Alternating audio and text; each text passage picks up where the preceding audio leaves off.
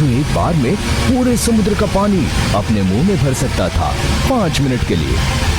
दूसरा बेटा श्यामलाल, वो अपने दोनों पैर काफी लंबे कर सकता था। तीसरा लड़का जोतूलाल, उसकी पीठ लोहे की तरह सख्त थी। चौथे लड़के का नाम मधुलाल था, उसे आग से कोई भी हानि पहुंचती नहीं थी। और सबसे छोटे बेटे का नाम था जीवनलाल, वो अपनी सांसें रोककर पूरे 1 दिन रह सकता था। पांचों भाई देखने में एक जैसे ही थे, बस उनकी माँ फूलमती ही जान पाती थी कि कौन कौन है।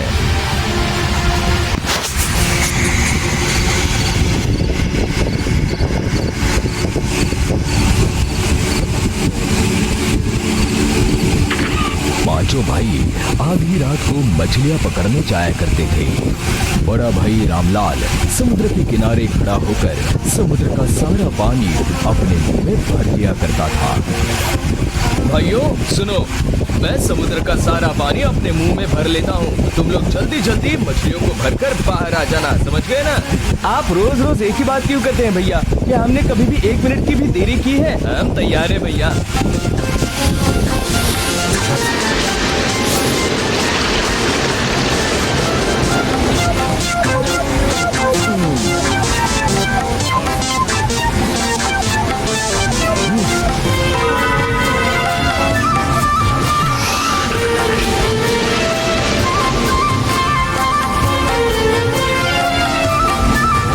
आज जीवन की बारी है। छोटे, बाजार जाओ।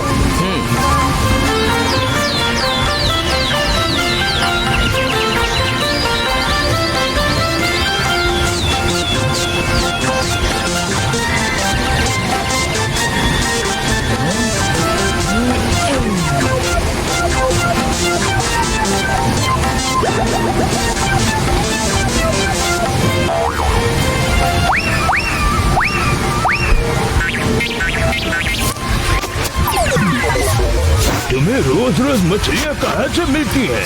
जरा हमें बताओ तो है, हमें क्यों नहीं मिलती? हाँ, तुम जरूर कोई जादू टोना करते हो, है ना? नहीं नहीं नहीं नहीं नहीं, तुम्हें हमें बताना ही पड़ेगा कि कैसे तुम रोज इतनी सारी मछलियाँ पकड़ते हो। तो तुम्हें बताना ही होगा। कल तुम सुबह सवेरे भोर में आना, मैं तुम्हें मछलियाँ पकड़वा दूंगा, ठीक है? जीवनलाल ने घर जाकर सारी बातें बताई। सारी बातें सुनकर रामलाल तैयार हो गया। दूसरे दिन सारे मछुआरे समुद्र किनारे हाजिर हो गए। बाकी चारों के भाई आज नहीं आए थे। अकेले रामलाल ने उनसे कहा, सुनिए, मैं 5 मिनट के लिए समुद्र का पानी अपने मुंह में भर लूंगा। आप लोग 5 मिनट में समुद्र में जितनी मछलियां हैं वो सब पकड़ लीजिएगा, ठीक है?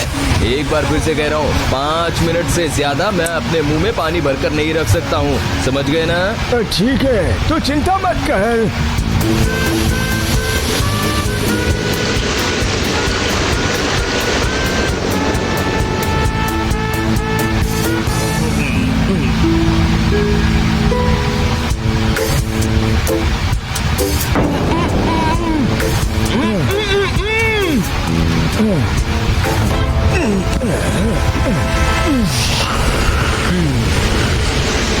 अरे बचाओ! अरे बचाओ! हम डूब रहे हैं, बचाओ! हमें कोई बचाओ! अरे नहीं, बचाओ! पानी को रोक कर नहीं रख सकता हूँ, पर उन्होंने किसी ने भी मेरी बात नहीं मानी, इसलिए मजबूर होकर मुझे समुद्र का पानी छोड़ना पड़ा और इसीलिए इस तरह की घटना घट गई है महाराज। इतने सारे लोगों की मृत्यु का उत्तरदायी मैं तुम्हें ही मानता हूँ। तुम्हें समुद्र के पानी में डुबाकर मारा जाएगा। तुम्हारी अंतिम इच्छा क्या है, बताओ? महाराज, जब मरना ही है तो मैं कोई भी विरोध नहीं करूँगा। बस मरने से पहले एक बार मैं अपनी माँ से मिल लेना चाहता हूँ। ठीक है, ऐसा ही होगा।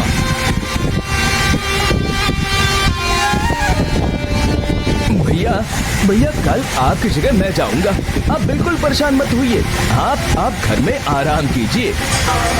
शाम समुद्र में डूबकर मरने गया और साथ ही राज्य की प्रजा भी उस सजा को देखने के लिए गई।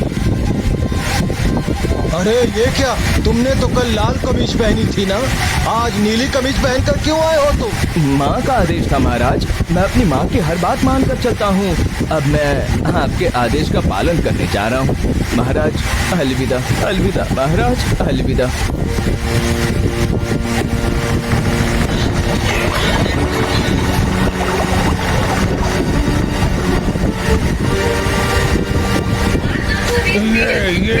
कैसे हो गया है? पाँव में क्या रबड़ लगा के रखा है क्या? हाँ? समुद्र के पानी तो राम का कुछ भी नहीं बिगाड़ पाया। लगता है वो जादू टोना जानता है।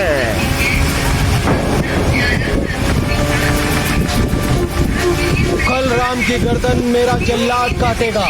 बोलो बोलो बोलो, तुम्हारी अंतिम इच्छा क्या है? बोलो। कल पूरी रात मेरी माँ रोई है महाराज। मैं बस माँ को जरा देखा हूँ महाराज। इसके अलावा मेरी और कोई भी इच्छा नहीं है। ठीक है, ऐसा ही होगा। अब कल सुबह ही तुम्हारी गर्दन काटी जाएगी। भैया आपको तो पता है मेरी गर्दन बहुत सख्त है। मेरी गर्दन काटते समय तलवार टूट जाएगी। कल बड़े भैया की जगह मैं जोधूलाल जाऊंगा। बेटा हर वक्त अपने आँख कान खुले रखना, ठीक है? माँ आप हमारे लिए परेशान मत होइए।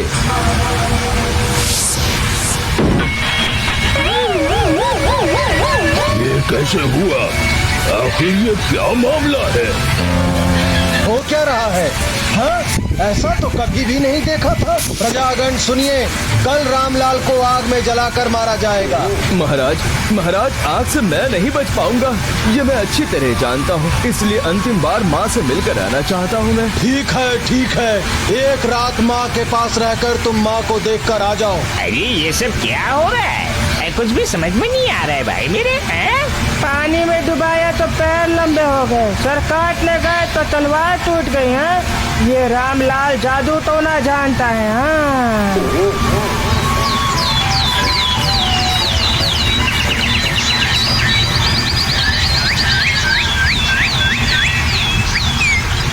धा धीम धिम धा धा धीम धिम धा धुम ते ते ते ते ते धा धिगता धा धा। अरे ये कोई दैत्य है, सावधान। महाराज कितना आनंद आ रहा है मुझे, क्या बताऊं मैं आपको। हाँ, आग में आनंद आ रहा है। अब तुम्हें मिट्टी में दबाकर मारूंगा। हाँ, मिट्टी में दबाकर मारूंगा। यही होगी तुम्हारी सजा। महाराज अंतिम बार फिर से माँ को देखना चाहता हूँ।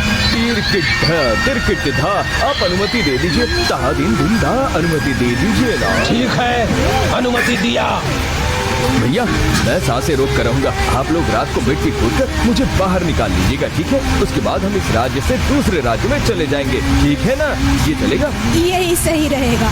पर फिर भी बेटा जीवन, अपना ध्यान रखना बेटा। माँ आप बिल्कुल चिंता मत कीजिए।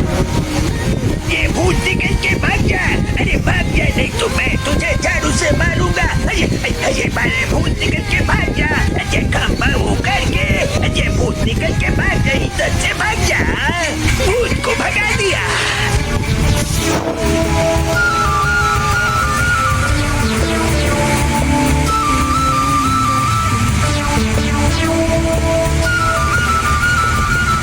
फेंक दीजिए।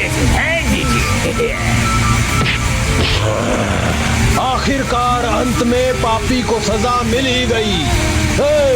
चलो सभी।